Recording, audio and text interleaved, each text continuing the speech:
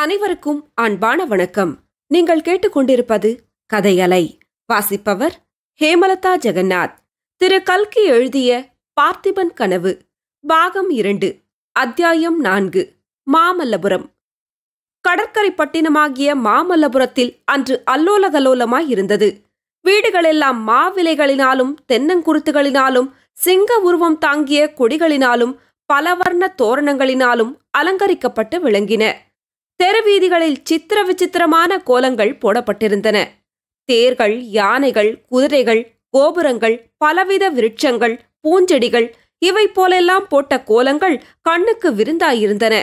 அதிகாலையிலிருந்து ஸ்திரீகளும் புருஷர்களும் சிறுவர் சிறுமிகளும் பட்டுப்பட்டாடைகளினாலும் பசும்பொன் ஆபரணங்களினாலும் தங்களை அலங்கரித்துக் கொண்டு தெருவீதிகளிலும் திண்ணைகளிலும் கூட்டம் கூட்டமாக நின்று கொண்டிருந்தனர்.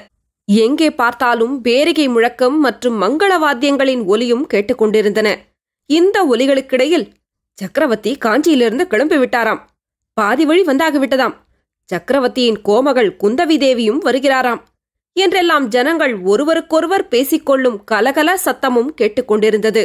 மாமல்லபுரவாசிகள் அத்தனை அதிக உற்சாகத்துடனும் ஆனந்தத்துடனும் அன்று உற்சவம் கொண்டாடியதின் காரணம் என்னவென்றால், அந்நகருக்கு அன்று மாமல்ல நரசிம்மவர்ம சக்கரவர்த்தி விஜயம் செய்வதாக இருந்ததுதான். சக்கரவர்த்தி விஜயம் செய்து 7-8 வருஷங்களுக்கு முன்னால் நின்று போன சிற்பப்பணியை மறுபடியும் ஆரம்பித்து வைப்பார் என்றும் அறிவிக்கப்பட்டிருந்தது.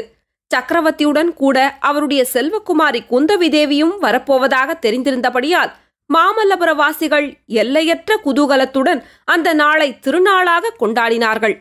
அந்த காலத்தில் காஞ்சி நரசிம்மவர்ம சக்கரவர்த்தியின் புகழ் எண்டிசையிலும் பரவியிருந்தது.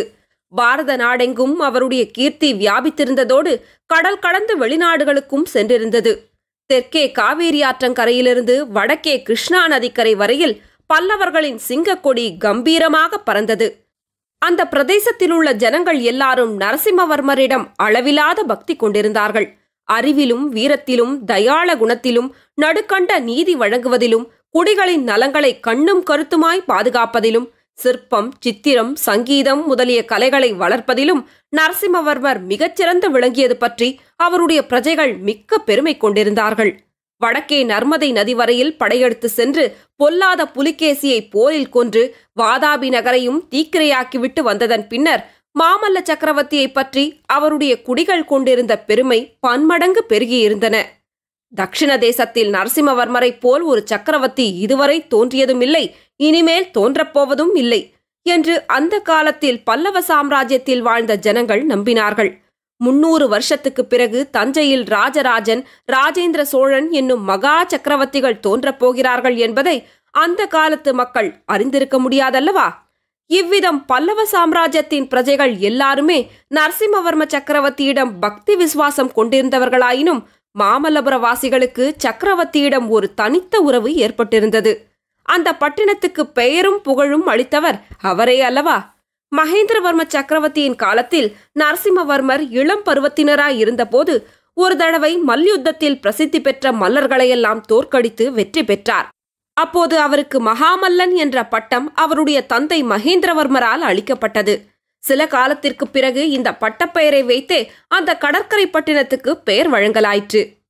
அப்பா, இந்த பட்டினத்துக்கு உங்கள் பட்டப்பெயரை எதற்காக வைத்தார்கள் என்று கோமகள் குந்தவி தேவி தந்தை நரசிம்மவர்மரை பார்த்து கேட்டாள். இருவரும் பல்லவ சாம்ராஜ்யத்தின் பட்டத்து யானை மீது அம்பாரியில் விற்றிருந்தார்கள். அந்த பட்டத்து யானைக்கு முன்னாலும் பின்னாலும் வேலும் வாளும் தாங்கிய போர் வீரர்கள் அணிவகுத்துச் சென்றார்கள். இன்னும் பல வகைப்பட்ட விருதுகளும் சென்றன. எல்லாருக்கும் முன்னால் பெரிய ரிஷபங்கள் முதுகில் முரசுகளை சுமந்து கொண்டு சென்றன. சற்று நேரத்துக்கு ஒரு தடவை அந்த முரசுகள் அடிக்கப்பட்ட போது உண்டான சத்தம் அலைமோதிக்கொண்டு நாலாபுரமும் பரவியது.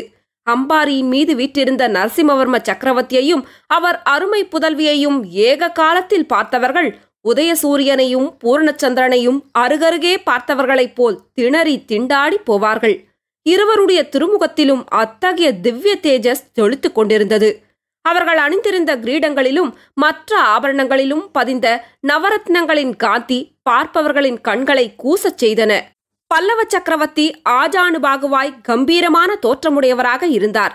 வலிமையும் திறமையும் கொண்ட அவருடைய திருமேனியில் மென்மையும் சௌந்தரியமும் கலந்து உறவாடின.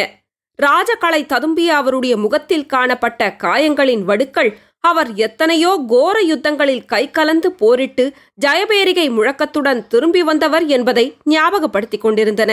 கோமகள் குந்தவி தேவியோ பெண் குலத்தின் அழகெல்லாம் திரண்டு உருக்கொண்டவள் போல் இருந்தாள்.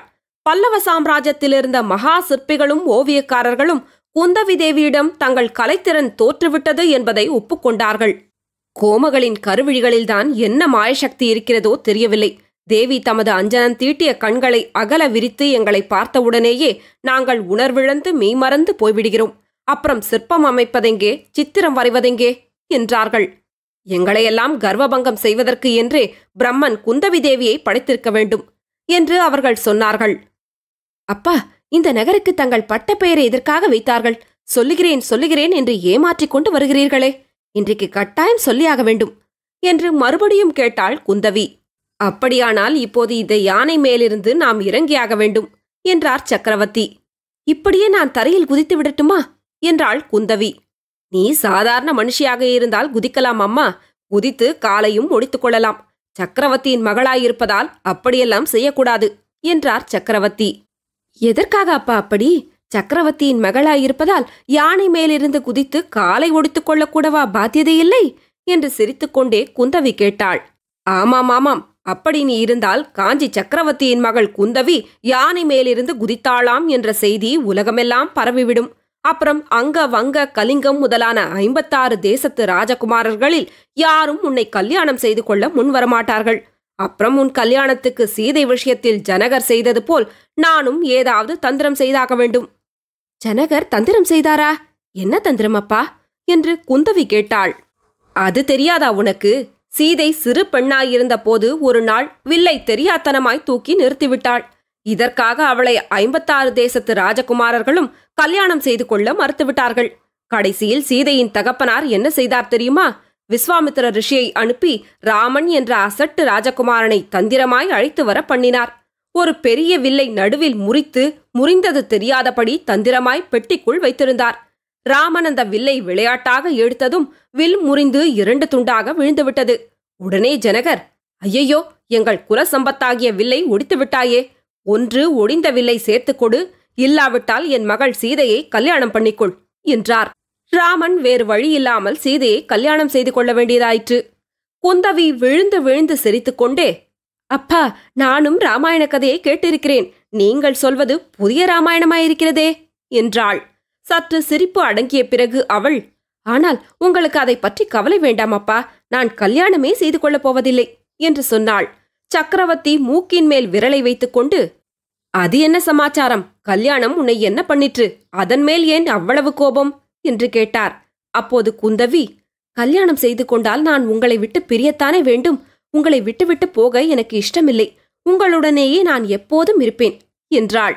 அப்படியா சமாச்சாரம் குந்தவி? இன்னொரு தடவை சொல்லு என்றார் சக்கரவர்த்தி. அதெல்லாம் ஒரு தடவைக்கு மேல் சொல்ல மாட்டேனப்பா. நீங்கள் ஏகச்சந்திராங்கி என்பது உலகமெல்லாம் பிரசித்தியாயிருக்கிறதே, ஒரு தடவைக்கு மேல் ஏன் கேட்கிறீர்கள்?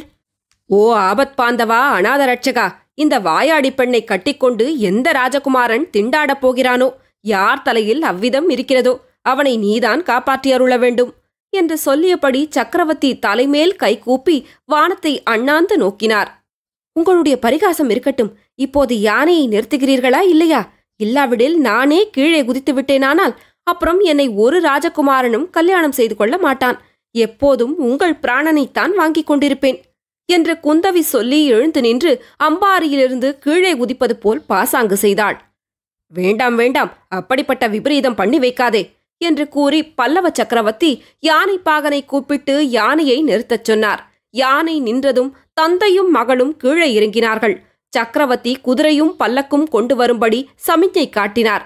அவை அருகில் வந்ததும் பரிவாரத் தலைவனை அழைத்து, நீங்கள் நேரே போய் நகர்வாசல் அருகில் நில்லுங்கள், நாங்கள் அங்கே வந்து சேர்ந்து கொள்கிறோம் என்றார்.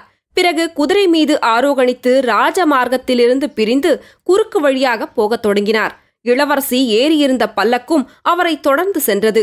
சக்கரவர்த்தி இம்மாதிரியெல்லாம் எதிர்பாராத காரியங்களை செய்வது சர்வ சகஜமாய் போயிருந்தபடியால் அவரை தொடர்ந்து வந்த பரிவாரங்கள் சிறிதும் வியப்பு அடையாமல் ராஜமார்க்கத்தோடு மேலே சென்றன.